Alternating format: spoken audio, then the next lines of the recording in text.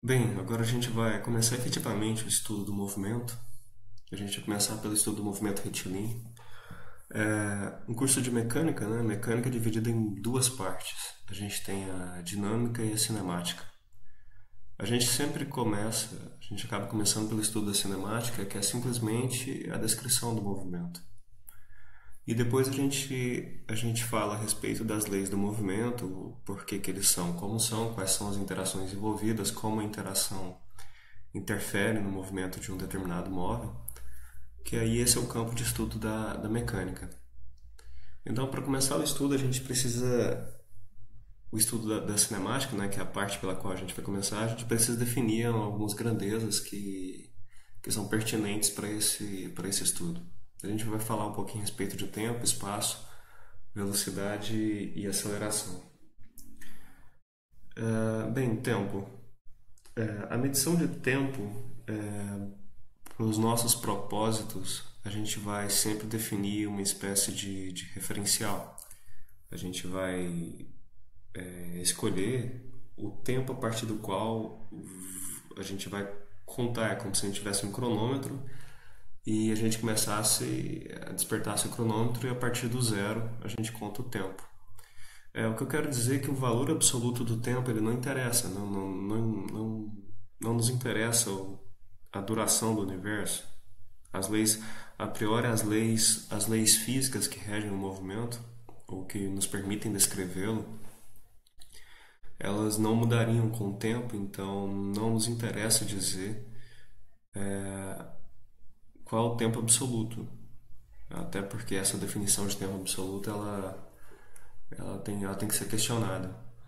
Mas o que nos interessa é o tempo a partir de quando a gente definiu como o tempo igual a zero. Então, se o tempo inicial é igual a zero, se o início do movimento é igual a zero, então a partir daí a gente conta o tempo. E assim como toda grandeza física, a gente precisa de uma unidade, a gente precisa definir padrões em termos dos quais a gente vai medir a nossa grandeza. Para definir uma unidade ou para medir o tempo de qualquer maneira, a gente precisa de fenômenos que tenham duração constante, cuja duração não varia, né? E aí a gente precisa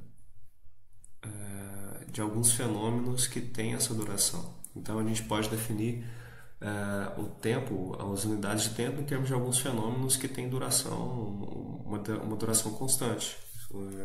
Fenômenos bons para a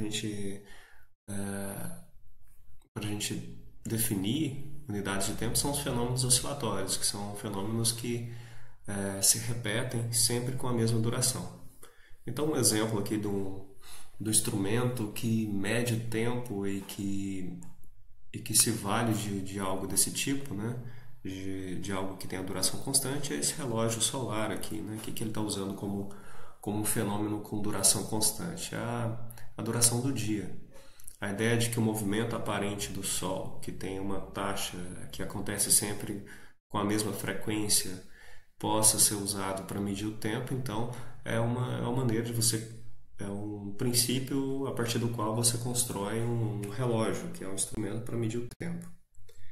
Então, aqui a ideia é que a sombra, né, do Sol ela, ela vai variando à medida que o tempo passa e a partir daí eu posso medir as horas. Um outro fenômeno também que a gente pode utilizar para medir o tempo seria, por exemplo, o movimento de um pêndulo simples. A gente sabe que o pêndulo, qual que é a definição de um pêndulo? Você tem um corpo preso a um fio e esse sistema gira em torno de um eixo aqui na ponta.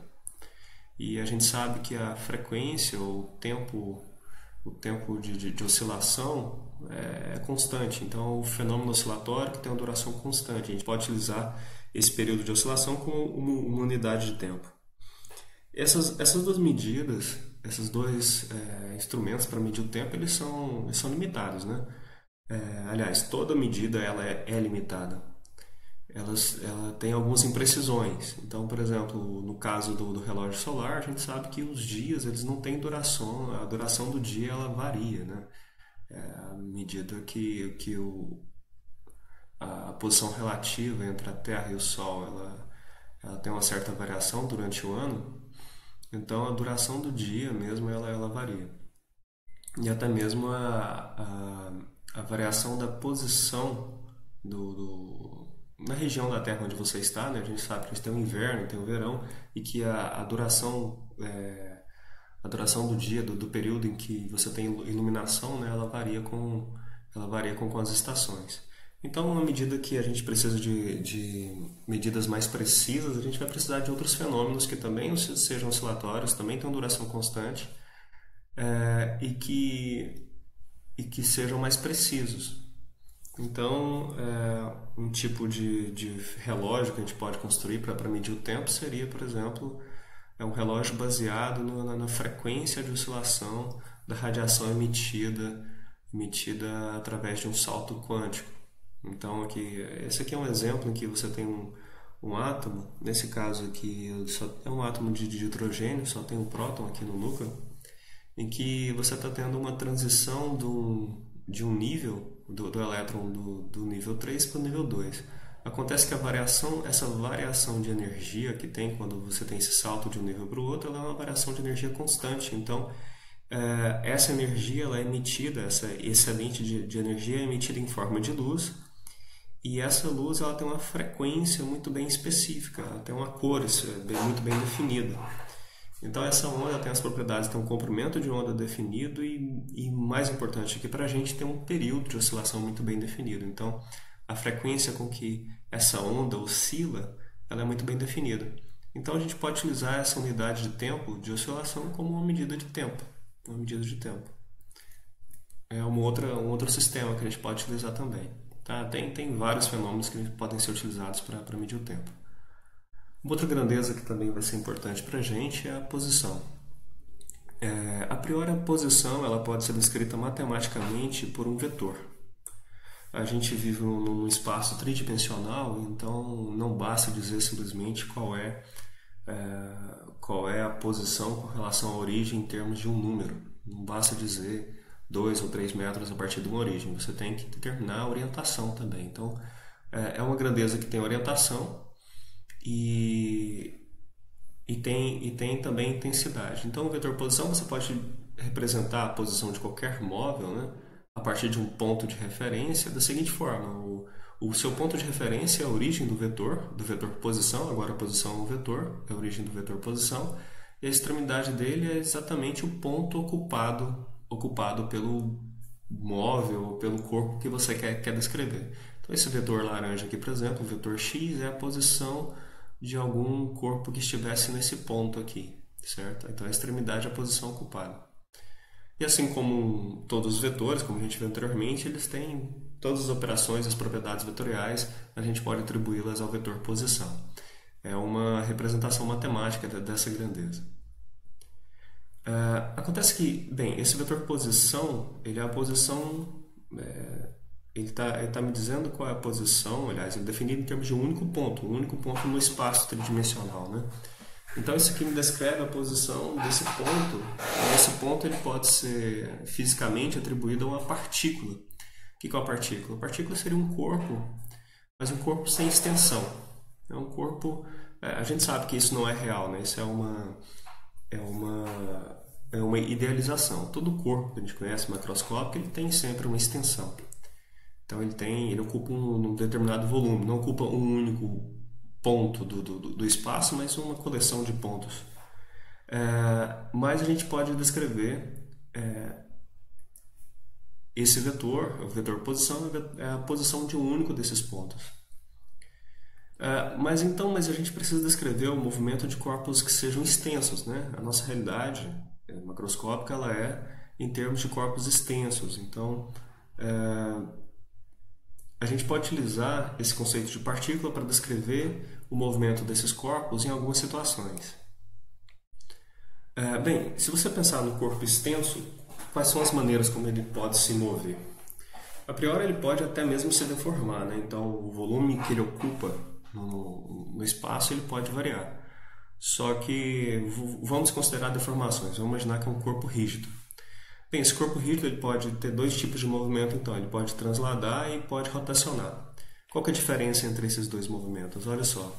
Vamos olhar esse movimento aqui. Imagina esse corpo que tem uma forma cúbica. Aqui eu desenho um quadrado porque o meu desenho é bidimensional, mas ele tem uma forma cúbica e ele está descrevendo esse movimento aqui.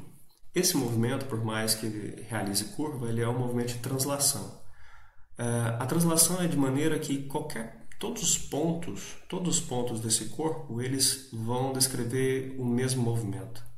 Eles vão ter o mesmo deslocamento. Então aqui, por exemplo, o ponto a trajetória dele está aqui tracejada em amarelo, é essa trajetória aqui de cima. Esse ponto B aqui já no outro extremo, ele por mais que esteja numa posição diferente, né, é descrito por um vetor diferente, a trajetória dele vai ser a mesma trajetória do outro. Então é só uma trajetória deslocada. Então quando você tem um corpo como um todo, todos os pontos descrevendo o mesmo movimento, o mesmo deslocamento, então você tem um movimento de translação. A rotação já é diferente, já é algo mais parecido com isso que tem aqui embaixo. Olha. Em que o mesmo corpo, imagina, ele está girando em torno de um eixo de rotação. Então aqui é como se eu tivesse uma circunferência e todos os pontos estivessem se movendo em torno do centro dessa circunferência. Acontece que se você acompanhar o movimento de cada um dos pontos, veja só, você tem a diferença. O ponto A aqui, por exemplo, ele realiza esse movimento aqui de cima, que já dá para ver que é diferente do deslocamento do corpo B, né? Dá para ver que o ponto A se deslocou um pouquinho mais. Isso porque ele está a uma distância maior do centro de rotação, então ele tem um raio maior, então o deslocamento vai ser maior. Então aqui eu tenho uma rotação. Eu posso ter a mistura dos dois tipos de movimento. Eu posso ter um corpo extenso que ao mesmo tempo que ele rotaciona, ele translada também. Então, assim, a posição de uma partícula, ela pode descrever, se eu pensar, a translação de um corpo rígido. Então, assim, já que pensa na translação, já que todos os pontos estão descrevendo o mesmo deslocamento, então eu poderia descrever o deslocamento de um único desses pontos, que eu descreveria o movimento de todo o corpo como um todo. Então eu poderia descrever muito bem a translação do corpo todo acompanhando simplesmente um único desses pontos, certo? Ou você pode utilizar a posição de uma única partícula também para descrever de maneira aproximada o movimento de um corpo. De maneira aproximada o movimento de corpo com dimensões desprezíveis. Desprezíveis comparada, por exemplo, com a trajetória. Então, melhor, imagine esse exemplo aqui. Ó. Isso aqui é uma imagem da trajetória da Terra, na parte, né, aliás, da trajetória da Terra em torno do Sol. Né? Se você olha a um ponto muito distante, você pode considerar assim a Terra como se fosse um único ponto, por mais que a gente saiba que ela rotaciona em torno de um eixo também, além de transladar em torno do centro do Sol. Por um propósito de descrever simplesmente a translação ou o movimento em torno do Sol, é suficiente descrever a Terra como um único ponto. É uma aproximação, mas para esse propósito eu acho que funciona muito bem. Então, algumas situações em que as dimensões do corpo são muito pequenas em comparação com a trajetória, ou até mesmo com os seus objetivos com o cálculo, pode ser suficiente, sim, você descrever o movimento de um corpo todo, de um corpo extenso, um corpo, aliás, tão grande quanto a Terra, por um único ponto. Tá? Então, é válido utilizar uma única partícula, considerar a Terra como uma única partícula, por exemplo, no sistema solar.